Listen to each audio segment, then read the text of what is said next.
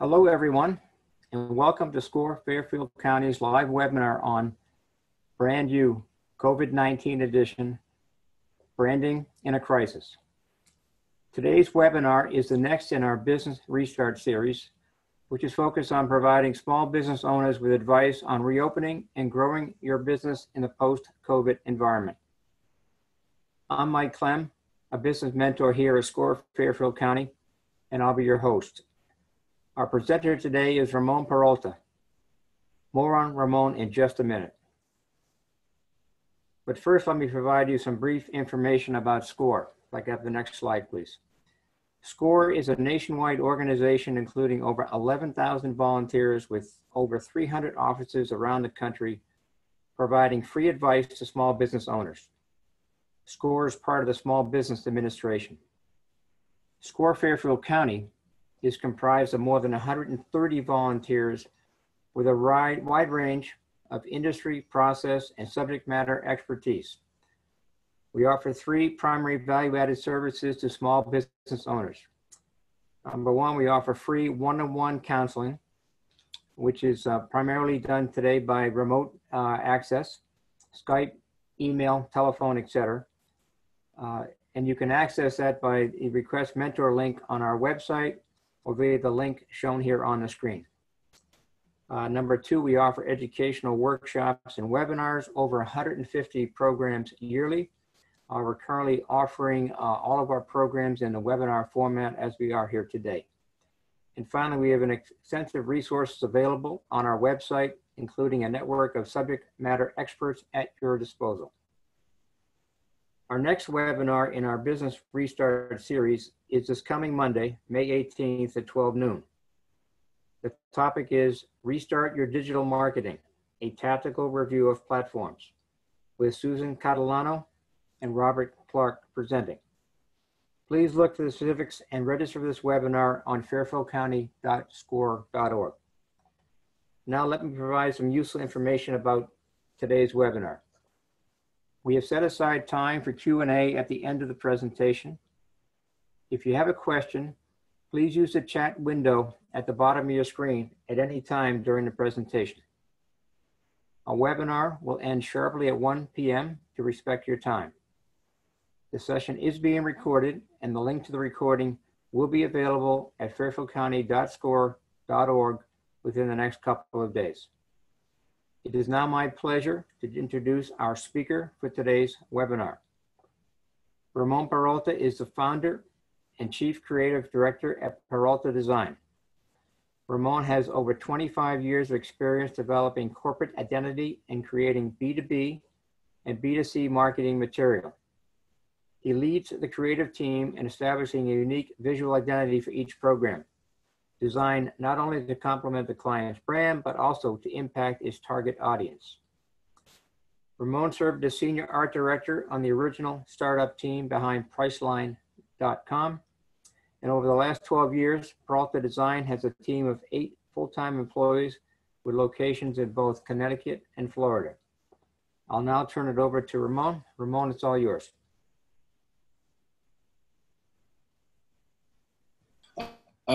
It's good to be here, and welcome everyone that's joined us. I know we're going through some crazy times, but I want you all to know that I started Peralta Design in 2008 during the last kind of major recession or market crash, very uncertain times. And hopefully today you'll get a lot of value from this presentation, also some good insight into what you can be doing with your business, or you may even want to start a business, as crazy as that sounds. I do remain optimistic and think that it's possible. And hopefully some of the brand strategies that we'll share today will be of some value to you.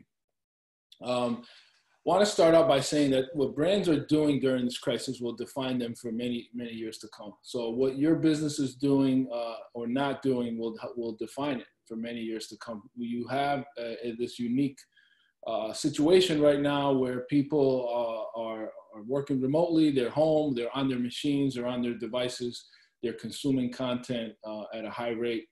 So you really have a great opportunity to create opportunity and to create value for your constituencies. And we'll talk about what a lot of these major brands are doing and how does that correlate to what you and your business are doing. I'm assuming as an attendee, you're either an entrepreneur or you're a small business owner, or you are on the verge of maybe you were displaced and maybe you want to start something now. And I hope to touch on some of those things as our company motto is we launch brands, we help companies launch. And I do believe that there are things you can be doing during this time, even though we're in this very uncertain and scary time. Some of the topics that we're going to cover today are going to be innovating. This idea of helping others, I think, is huge, and brands are human. Pivoting, you probably are tired of hearing that. At this point, we're 9 weeks into this, and many businesses that haven't pivoted are probably looking to just reopen. And some businesses that did pivot are probably going to retain a lot of those new verticals when they do reopen. We'll talk about creating value, and we'll also talk about creating or launching a brand in crisis. As crazy as that may seem, it is something that you can do. So as many of you that are familiar with some of our other brand new workshops, we start out with this foundational slide, which is that many people think branding is your logo. And in reality, it's just the tip of the iceberg. There's so much below the surface of what people can see. Normally, people can see your name, your trademark, your logo, your brand, and maybe some design elements, your color palette for your company or your fonts. But there's so much more to that. And so much more of that comes into play as you work to maintain a brand, a consistent brand during times of crisis. Your value proposition is probably one that's been affected the most during this time. And we'll talk about how some other companies have shifted or pivoted their value proposition during crisis. And I think that it may spark some ideas with you in your business as well.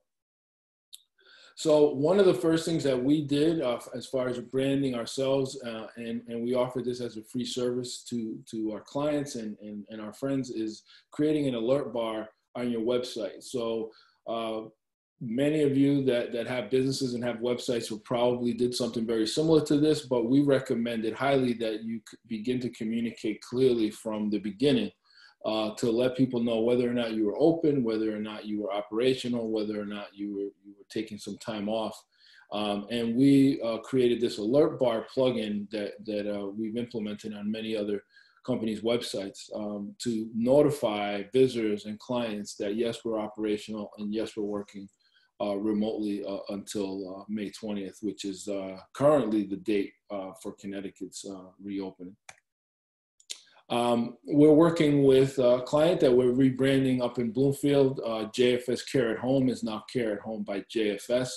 If you've been on previous brand news, I may have talked about the rebrand, but something interesting that we're noticing and that we're recommending and that I think you're going to see more of is that there is going to be a health alert kind of section of your website that's going to remain there long after this is over. So in this case here, we actually, instead of doing an alert bar, we actually integrated a message about COVID right into their website's layout. And I think we're going to see that happen with a lot of other company websites as well. So it's a great way to adapt to this new environment or this new normal that we're creating. Another thing that I would highly recommend from a branding standpoint is that you have a branded e-blast campaign that you continue to update. So we talk about this idea of branding before, during, and after. And right away, we had our clients send out COVID alert messages or COVID branding to inform their constituents of what changes were taking place, what safety measures were taking place.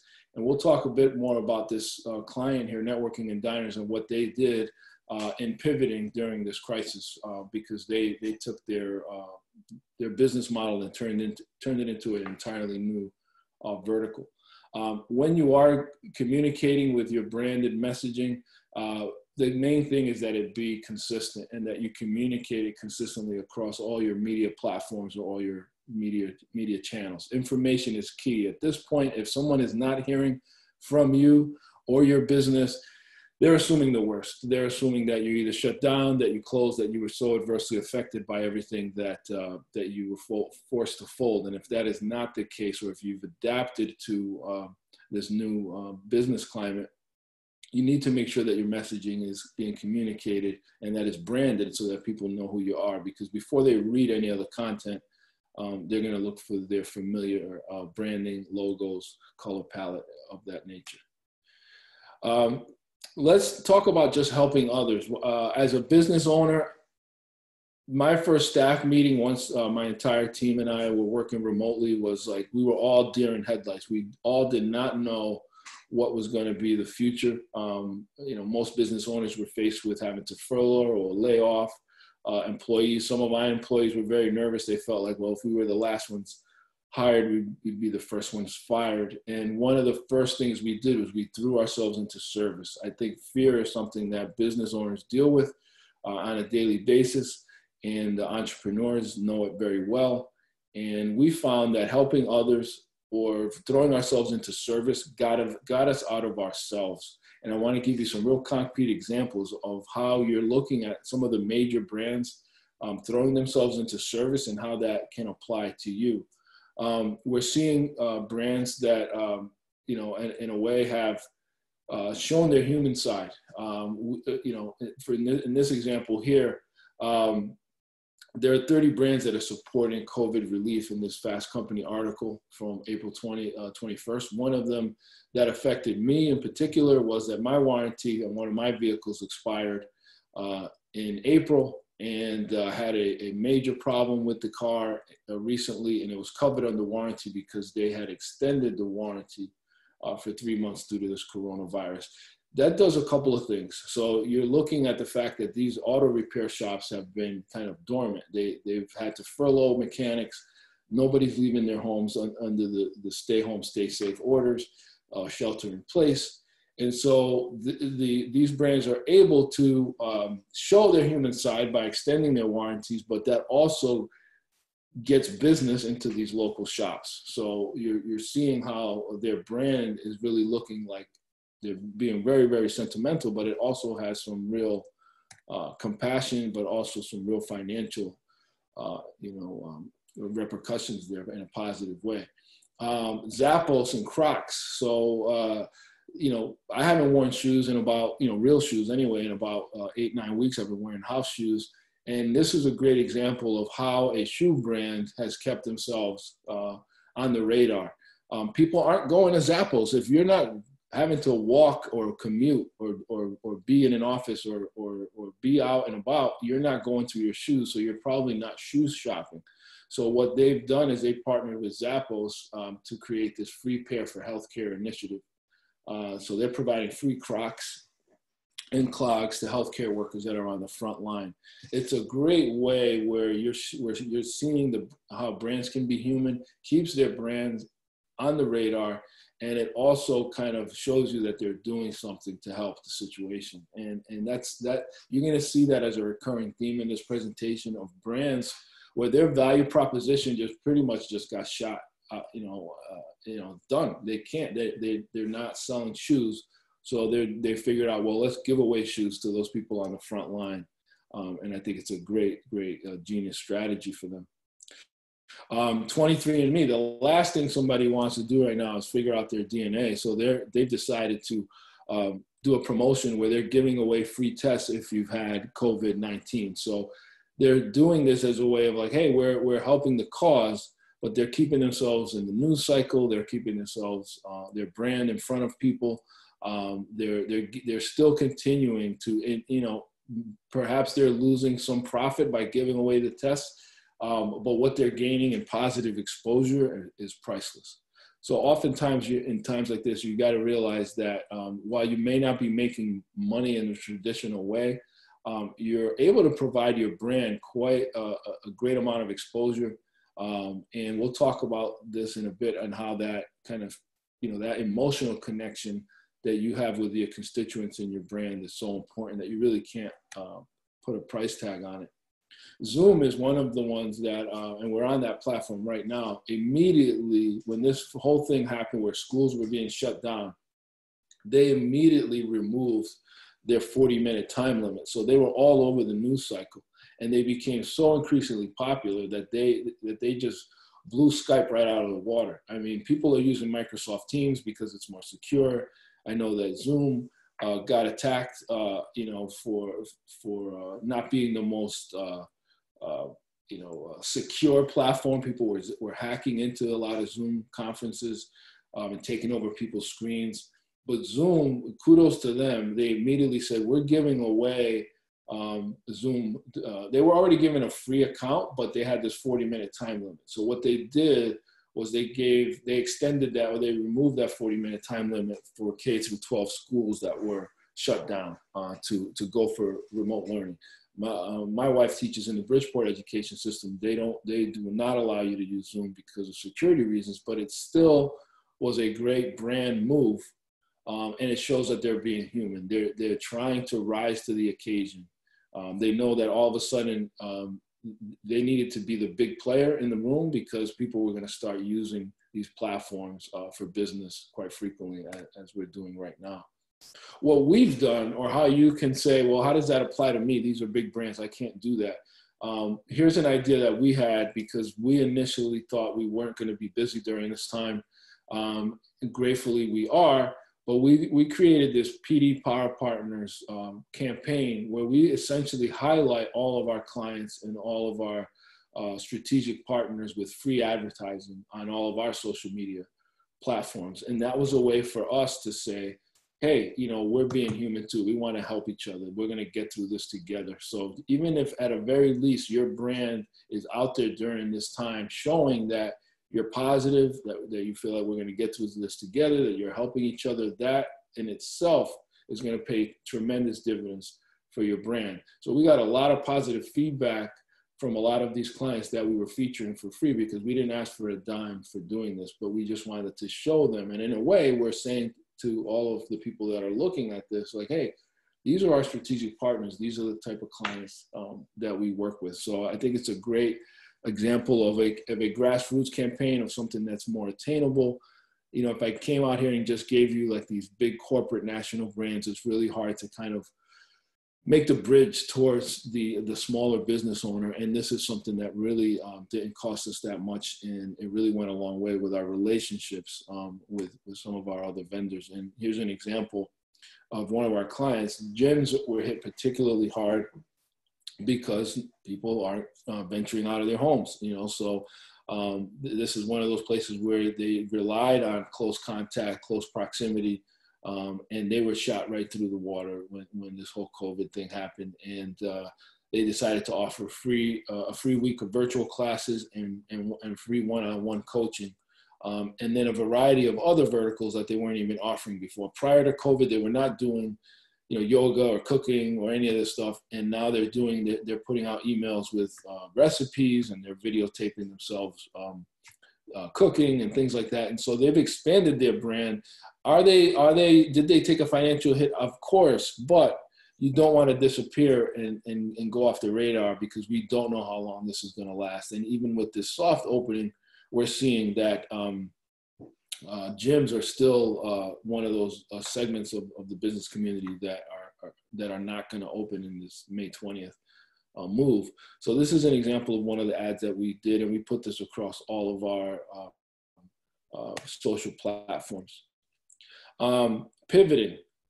I know it's difficult for me to engage with you on Zoom right now because I can't see anybody nodding their heads or anything like that. But pivoting, if you're a business owner and if you've not heard this word, you must be living under a rock because everyone has been talking about pivoting. And what does that actually mean? Here's an example. I'm in this group called Founders Forum, and we meet online, and I'll talk a little bit about Founders Forum a bit later. Pinata is a startup out in Texas. Their whole business model was they were going to create a system where if you paid your rent on time, you would receive rewards and gift cards and incentives. Now, as soon as COVID hit and we have 30 million people on unemployment, people are finding it hard to pay their rent. So they essentially, you could say they launched at the wrong time. Like the timing couldn't have been worse for a rent reward, rent payment reward program, incentive company to start up when people can't pay their rent. So what did they do? They pivoted. And what does that mean? They completely launched with a rent relief program where they had $10,000 to start with. And they created a social media campaign where you could nominate someone that you feel could use rent relief, and they would cover that person's rent. So it's a great example of like being human, branding during a crisis. They could have easily just closed their doors and said, guys, we're just going to have to wait this out. We can't launch now because our whole business is based on people paying rent, and people can't pay rent right now. And so they pivoted and created a rent relief program.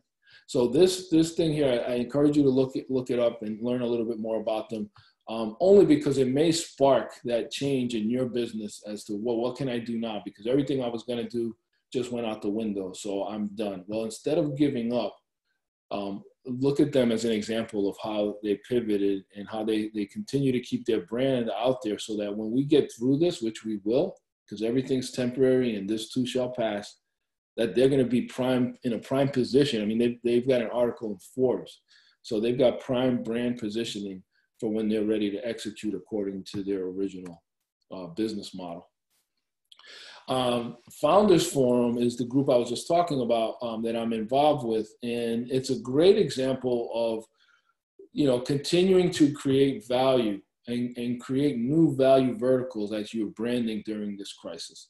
So Upside Travel and Scott Case, he's the co-founder and CEO.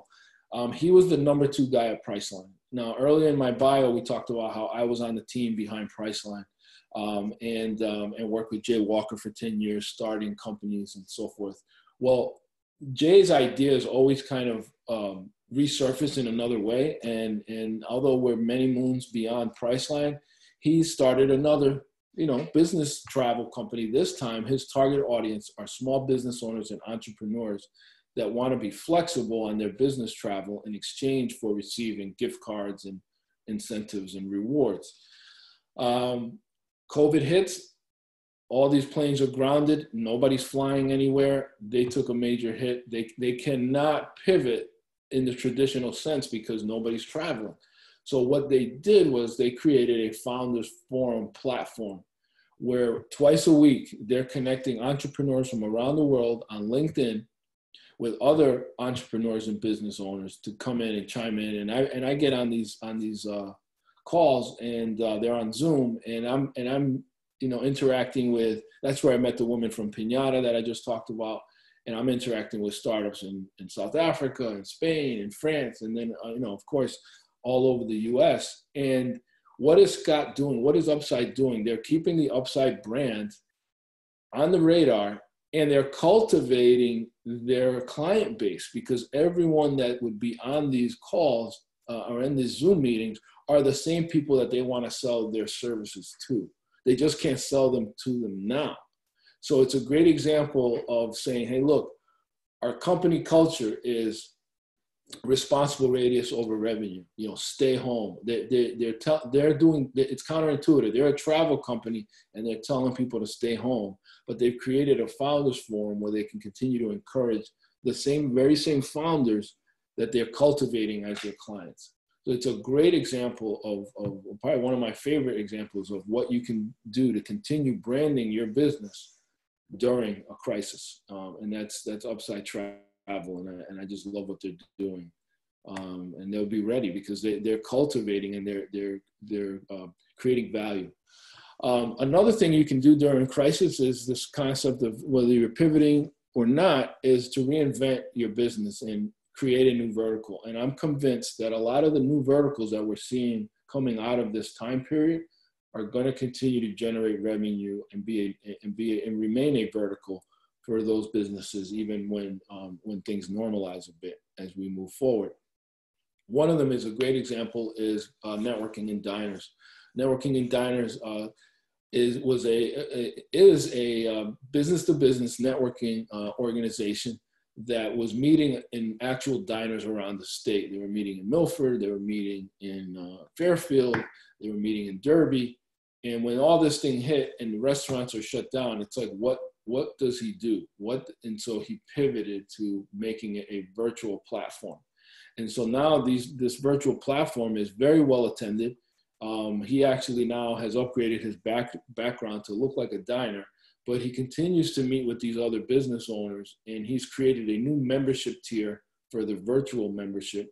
And now is actually believing that the future for his business is going to be virtual, because he can now grow this beyond Connecticut and he can make it national. And his goal now is to have members from all 50 states. So you're taking a business owner, and he's a solopreneur like many of you are that work with SCORE, that's taking his business model now, and instead of shutting down, has now set even loftier goals of national expansion, when he was, prior to COVID, limited to just Connecticut. And of course, share and document these changes. I just want to kind of insert that in here, because for us, that's our team there, our creative team. We meet, once a day, every morning, and we want to let people know that we're still working, even though we're not working in the office like we were. We're working remotely. It's very important that your customers and your clients see your faces, see your business. One of the things we've done, very simple, is we've asked all of our team members to wear their logos to every staff meeting, and it helps us feel together. So branding can work internally and it can work externally. So from an internal standpoint, we're all saying we're all in this together. Even though we're not in the same office, we're going to wear gear so we feel like we're still a family and we're still together in spirit. And when you document this stuff and share it on your social platforms, it inspires your clients to know that, hey, these guys are still cranking, they're busy, they're helping people, and they're still on my radar. And that's what we want to reinforce with your brand. Hey, Ramon, can I interrupt you? Sure. I'm sorry. I just we had a couple of questions regarding when you talk about the networking with diners, Yeah. the reference to vertical. If you could just explain that a little bit, what you mean there? Yeah. So a vertical is a revenue stream. So a revenue stream for networking and diners, their vertical was they charged a membership fee per location. So they had let's say they had three revenue streams. They had a Milford chapter, a Valley chapter, and a Fairfield chapter. So now by adding a virtual membership, they now have a fourth vertical, or they have a fourth revenue stream. So what I'm saying is that fourth revenue stream will continue to be a vertical for them. And I'll reinforce it with this example, this Stratford karate school here. Karate schools took a big hit, like gyms. So they are offering now a karate class online.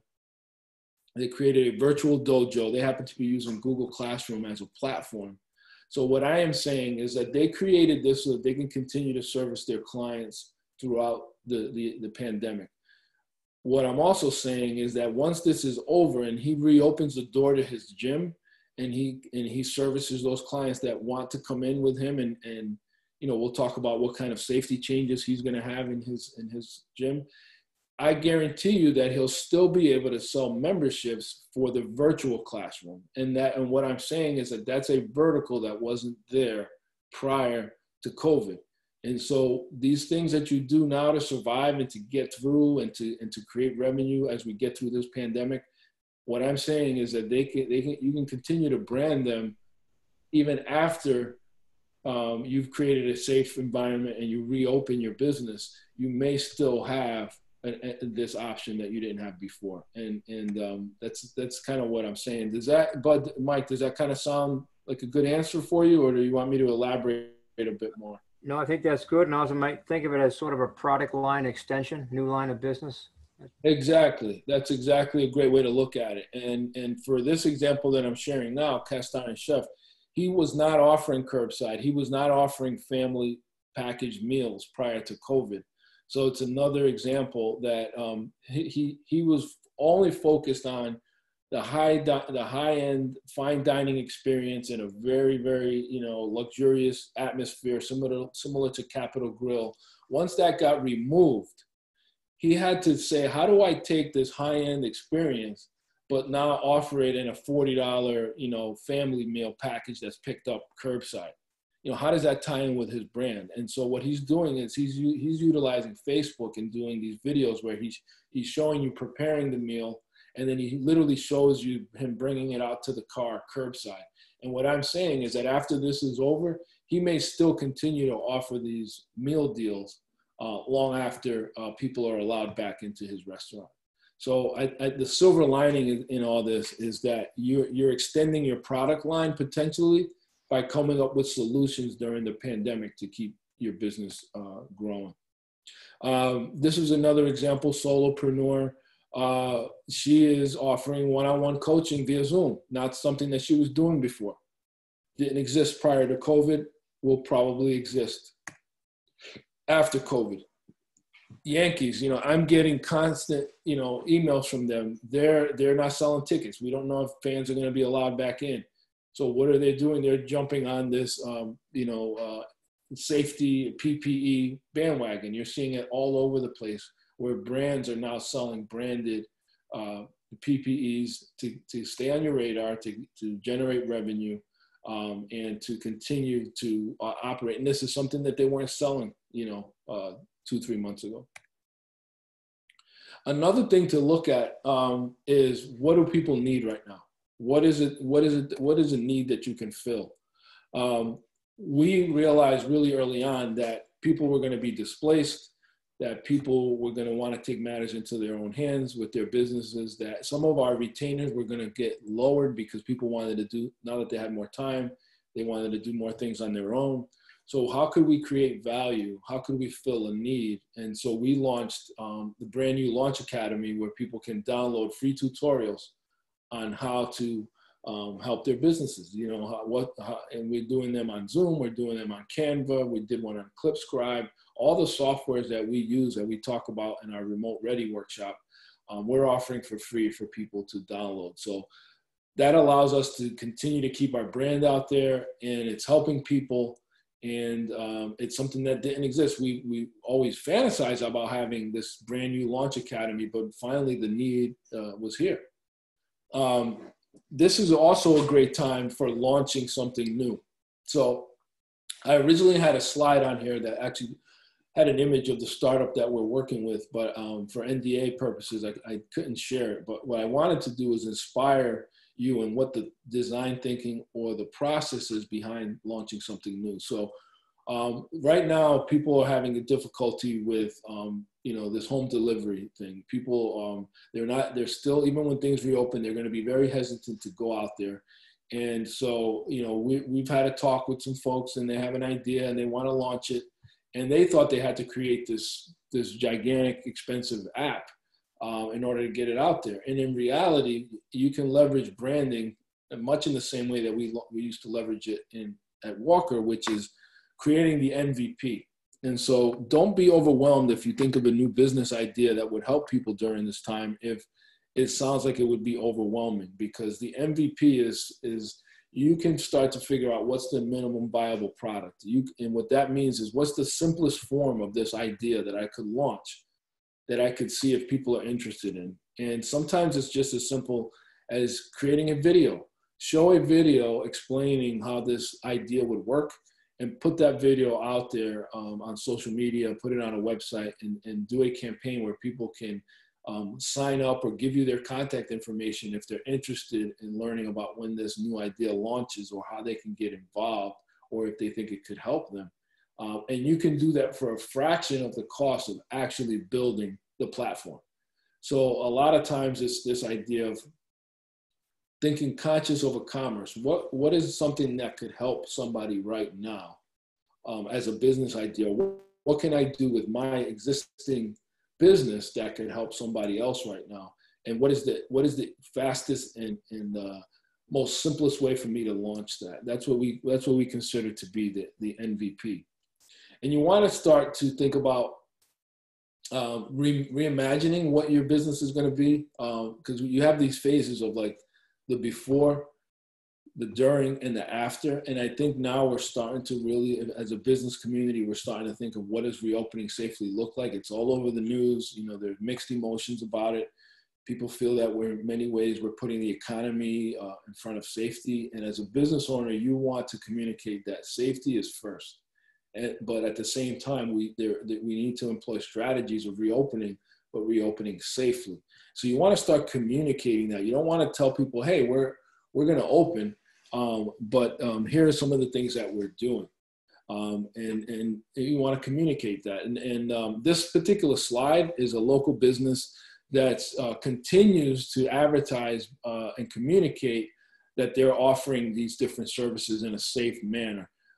They're doing this no contact delivery service, and you're going to see a lot more of this. And they're even offering to deliver groceries or food essentials, because you got to remember, your business may have a supply chain in place that may not be fully utilized right now because people aren't coming in. So how can you utilize that same supply chain to get what people need? If people right now could use just a milk delivery, an egg delivery, a bread delivery, and you've already got those supply chains in place in your business, and you've got vans, and you've got the whole structure and process in place, then why not pivot a bit and get people what they need and do that? And that's what Super Sandwich is currently doing. You're going to be getting bombarded with e-blasts from all of your places that you do business with, communicating the things that they're doing to be safe.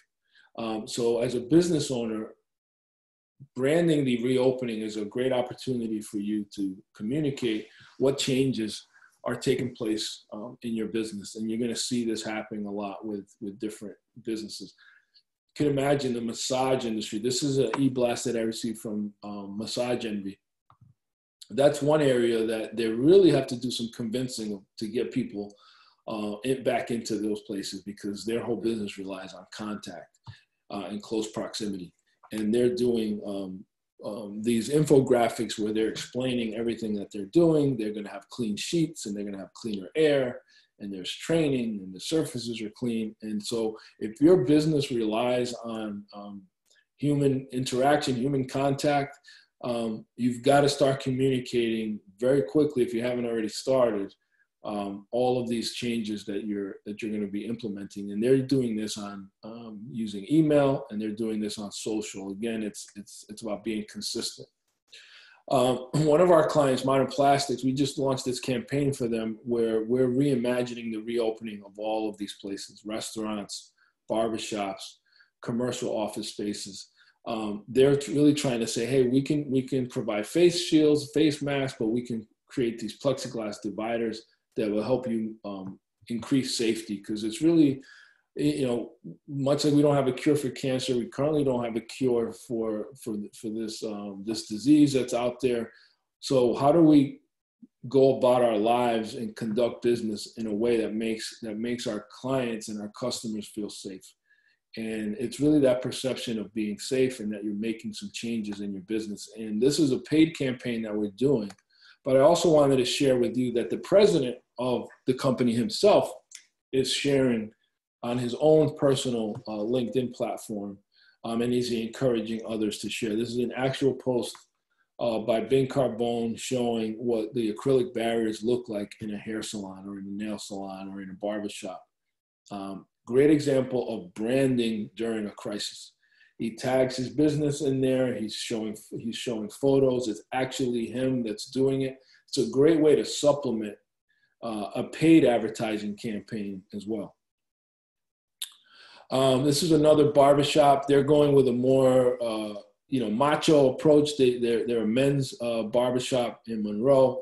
And they're showing you on they did the same post on Instagram and Facebook. It's the owner himself that's posting this stuff, and they're showing you what the inside of their barbershop looks like and that they're ready for the reopening. So it's a great way to kind of continue to communicate what the future is going to be at your business as we move forward to the reopening.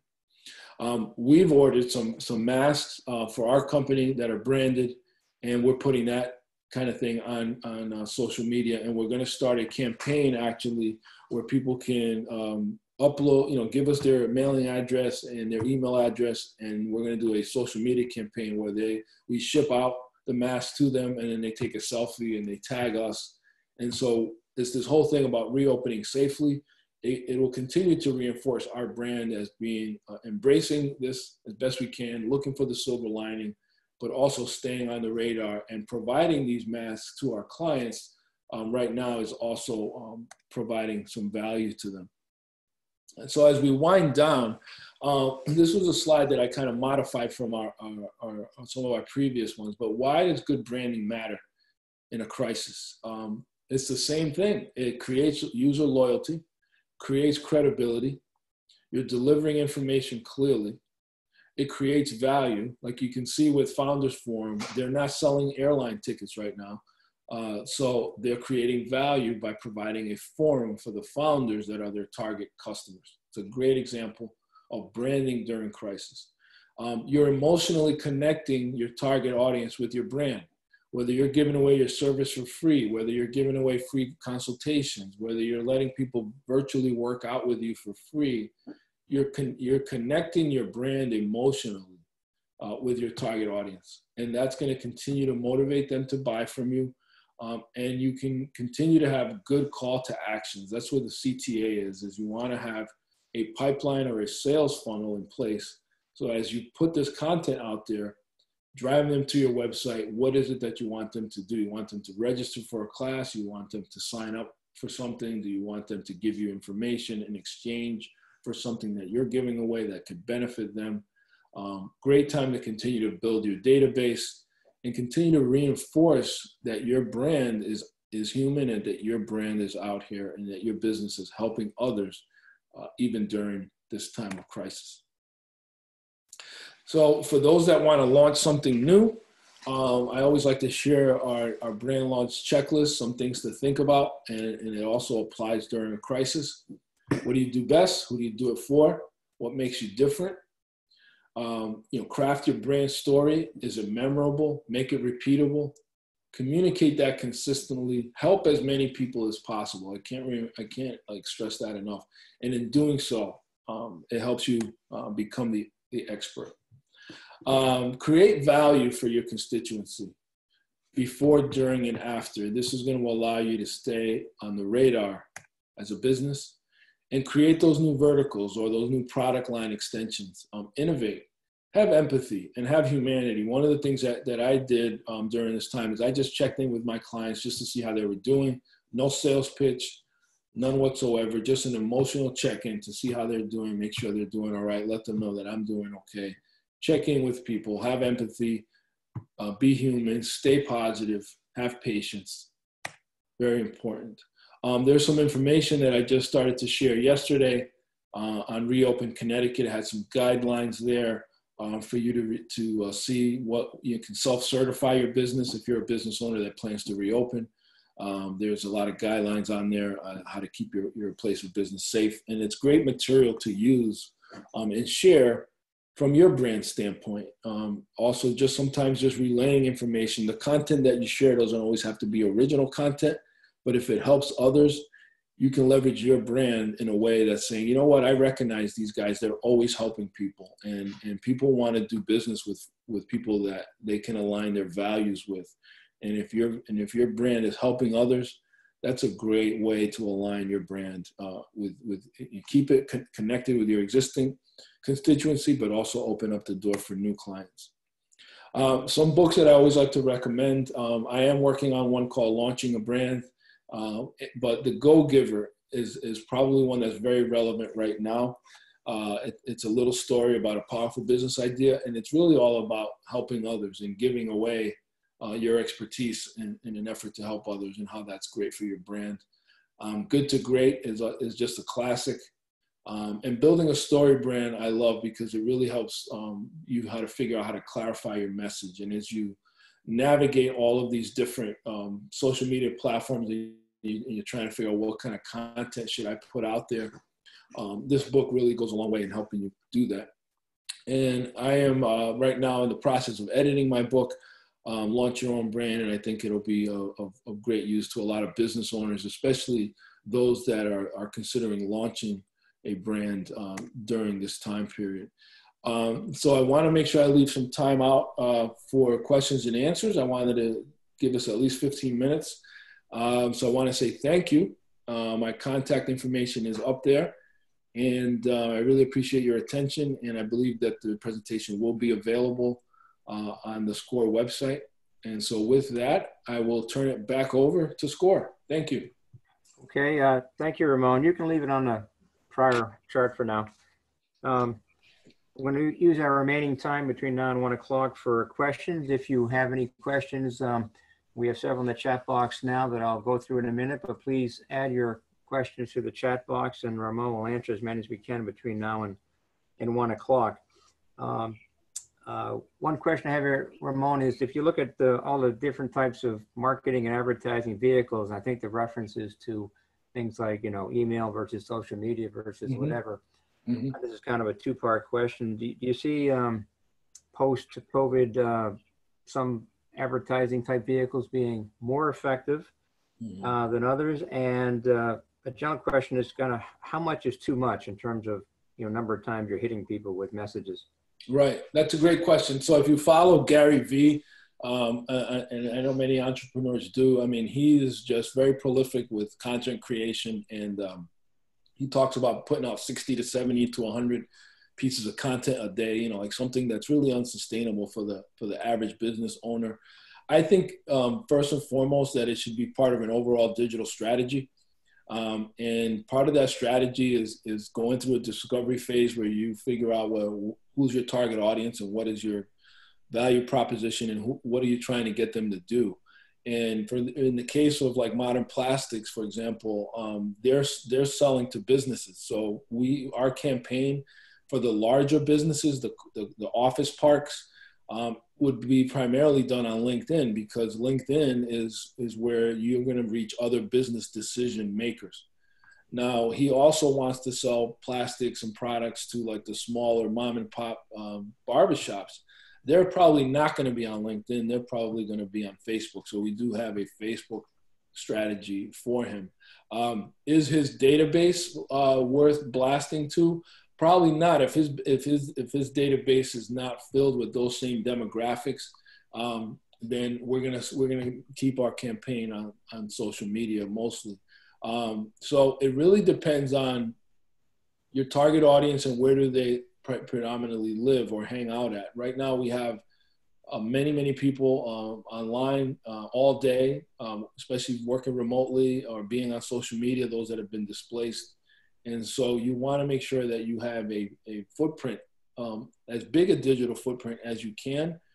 The second part of this is, besides having a strategy, is look at the data. So when you're advertising on email, you can use MailChimp or Constant Contact. They have very, very good reporting where you can see what your open rates were and what your click-through rates were and who's unsubscribing and who's sharing. Look at that and then look at what kind of content that you put out there that made people unsubscribe.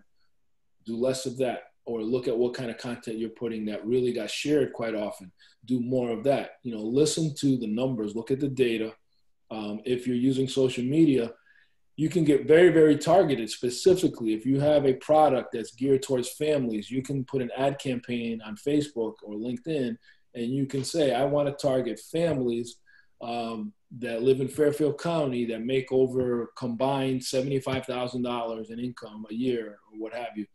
You can get very, very specific with geo-targeting those, and you can also duplicate that profile to help you find more people that are like that. And you can also look at the Google Analytics, look at who's visiting your site. They male, they female. If they're mostly male, Pinterest would be a great platform because that's mostly women that are on that platform.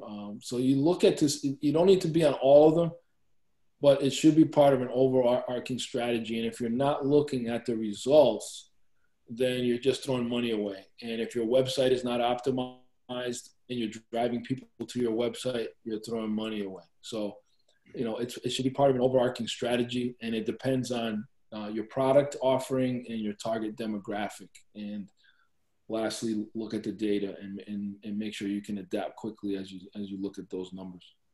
Okay, very good. Another question from a gentleman who has a video production business focused on marketing in the B2B or business-to-business space, wondering what's the best way to determine what are the best channels and then market that particular business.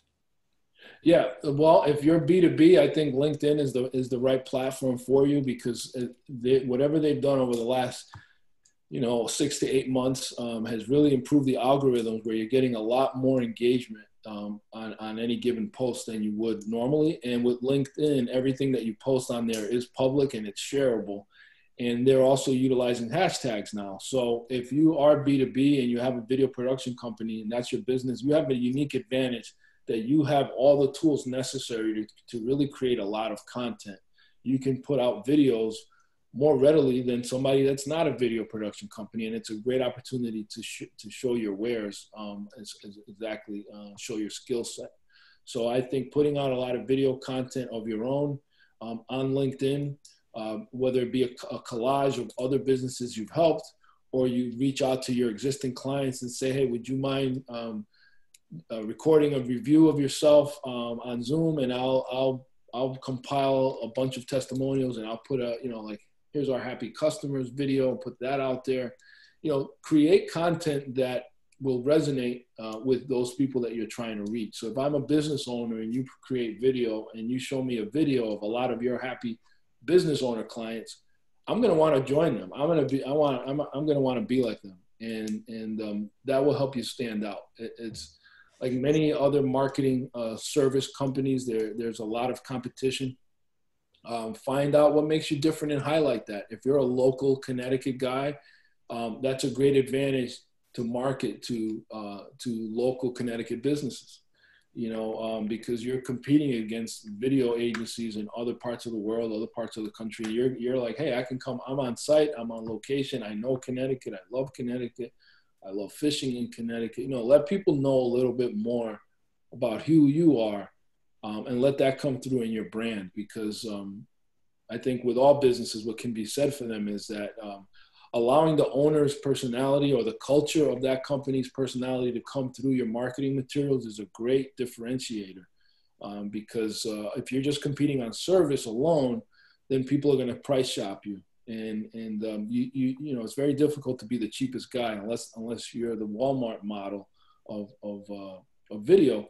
Let your company's culture, your company's personality, your company's niche really shine through. And I think LinkedIn is a great place to promote any business that is B2B, because that's where the business decision makers are. Okay, good. Another question came in, and that answer you just gave may apply to this particular type of business. Mm-hmm. Architectural services firm, anything different in particular for that one? That's a very unique, it's a very small niche for it. So, so I think that a targeted LinkedIn campaign is a great way to go. I don't think social media or like Facebook necessarily would be the place to go, but Instagram might be, because with Instagram, it's very photo based. And I think architectural firms can really highlight a lot of what they're doing, from an end product standpoint, or maybe even show what some of the culture is like inside the engineering firm. So again, it's a great opportunity to show the personality of the firm and to show the final product, highlight some of the clients. But I think I could see a strategy for them with LinkedIn and Instagram in conjunction. You do need a business page on Facebook, but I don't think that that's where your target audience is per se, but I do think that anything, even Pinterest might work. Anything that's photo related, and that funnels things. You want to funnel people back to your website. You want them to fill in a form. The goal of any business's digital strategy would be to encourage people to self-identify as being interested in your product or service. And you do that by creating a sales funnel that leads them back to your website, where they either submit a form, or they download the top 10 tips, or they download some ebook or something where there's a quid pro quo, where in exchange for their email address and contact information, you're giving away something of your expertise, some valuable piece of information you're willing to give away in exchange for that potential customer to self-identify. And now what you've created for yourself is a vetted database. You don't just have a list of emails, but you have a list of emails of people that have self-identified as being fans, or at least being interested in what you're offering. And now you can send a targeted email campaign to that list, whether it be getting them to subscribe to a newsletter or sending them additional information about your firm. But now you have a higher likelihood that those people will open the email at all, if not read it, because they've already self-identified to you as being interested in your product or service. Okay, great. Maybe time for one more here. Is the restaurant industry particularly hard hit? They've been able to do takeout in this state, and next week they can start doing outdoor dining, and maybe eventually, we'll get to the indoor dining. What advice might you have for those business owners to encourage their customers to come back sometime soon? People love if you've ever sat in a restaurant, the first thing people do nowadays is take a picture of their food before they eat it. It's like a phenomenon, but I think people just love to see not what your website pictures look like of your food, but they want to know what your food looks like today. And a lot of times people are searching to see where they're going to get food from. Even in this climate, curbside has gotten so popular, or pickup or online ordering. And if you weren't ready for it, I mean, there's an article that just came out on Wingstop, and I highly recommend, if any restaurant owners are on this call, to check it out. The company is Wingspot, and they have over 65% of their sales for food are coming through digital. And that's only because they had a really robust online ordering system in place. And so if you don't have that, you're kind of behind the 8 ball as a restaurant. So setting up online ordering and then letting everybody be aware that you have that by posting pictures with a link to the online ordering, of showing, in Connecticut, I've ordered several times from Little Pub over at the former Marnix. I think they're doing a great job of promoting themselves and doing the curbside, where you order online and then they tell you what time it'll be ready, and then you pull into their parking lot, and a guy comes out with a mask on with your bag of food, and you can eat it right at the beach. I think they're doing a great business with it. It's just that not everybody was ready for online ordering as they could have been. So, that would be my advice. And the good news is that if you invest in that digital platform, I do believe that we aren't going to go back to the way things were. I think people are going to continue to do the curbside. I think it's become more popular. People are hurting financially, so these meal deals are very popular. People are feeling like, wow, I can buy a meal for $40, and if it's just me and my wife, we'll have leftovers for tomorrow. People are really big into the curbside pickup. So if you haven't gotten on board with online ordering, I think there's still time to get on board with it and invest in it, because I think that's one of those verticals that's here to stay for a very long time. Super. Okay. Well, thank you, Ramon. That's all the questions we have time for today. As a reminder, recording this webinar and the materials are available within a couple of days on fairfieldcounty.score.org. Our next webinar will be this coming Monday, May 18th at noon, with the next in our Business Restart series. The topic for this webinar is Restart Your Digital Marketing, a tactical review of platforms, with Susan Catalano and Robert Clark presenting. Again, SCORE offers free individual counseling, but please use the link on the screen. You can give me the next screen there, Ramon, please. And click Request a Mentor. And also, please fill out your evaluations that have been sent at the end of the webinar. Ramon, thank you very much. Any final words you may want to have there, Ramon? I just want to tell everyone to stay positive, that there's a way to reopen safely. And until we figure this whole thing out, I think we just have to adhere to those guidelines, but we will get through this together. Just remain positive. That's great. Thank you, Ramon, and thank you everybody for attending today's SCORE webinar. And have a nice day and stay healthy. Thank you. Take care. Thanks for having me.